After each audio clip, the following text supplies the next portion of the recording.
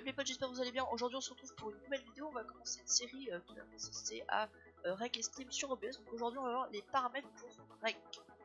Donc déjà vous allez vous rendre dans la description pour télécharger OBS. Donc je vous apprends pas comment faire. Vous choisissez votre plateforme et vous le téléchargez. Une fois que vous êtes dessus, vous allez avoir plein de cas, tout ça. Donc ça on verra pareil dans un prochain épisode. Mais on va pas s'attarder là-dessus, on va s'attarder sur les paramètres. Vous allez dans paramètres déjà. Et vous allez atterrir dans en général. Moi j'ai laissé en dark, après vous pouvez choisir plusieurs possibilités. Moi je les trouve pas hyper belles à part le blanc qui est pas mal, mais à part ça je trouve pas ça beau. Moi je laisse en dark. Donc le stream là on va voir dans un prochain épisode comme je viens de le dire. Ensuite dans sortie, là vous allez pareil aller dans enregistrement.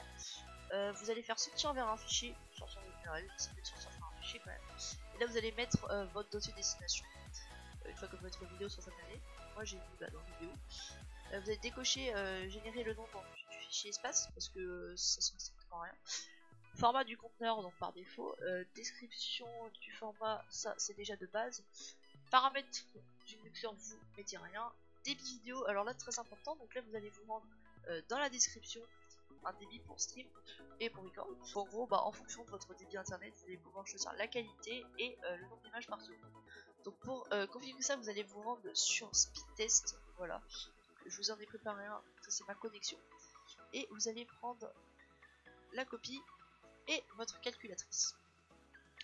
Donc ce qui va nous intéresser c'est le débit ascendant. Donc le débit ascendant c'est ce que vous allez envoyer. Moi je suis sur Orange, donc j'ai une très bonne connexion, donc j'ai la fibre. Vous allez prendre votre débit ascendant et vous allez enlever la virgule. Moi c'est 94 430, vous allez rajouter un 0 et vous allez multiplier par 0,8. C'est 80% de votre débit, parce qu'il faut regarder pour votre jeu si jamais vous recordez votre jeu. Vous allez faire égal et là vous allez avoir un résultat. Moi c'est 75 544 et en fonction de ce résultat vous allez ajuster pour votre record. Donc stream on fera dans une prochaine vidéo. Votre record, voilà. Donc moi si je veux record en 720p 60 fps, et bien je peux mettre, vous voyez, cette valeur là doit être inférieure ou égale à 16. Si c'est au-dessus, ça me fera bugger si vous avez fait une bonne connexion, ou alors ça me fera qualité au-dessus. Donc là 720p 60 fps, 22 100 je suis largement, je peux faire 3 fois ça.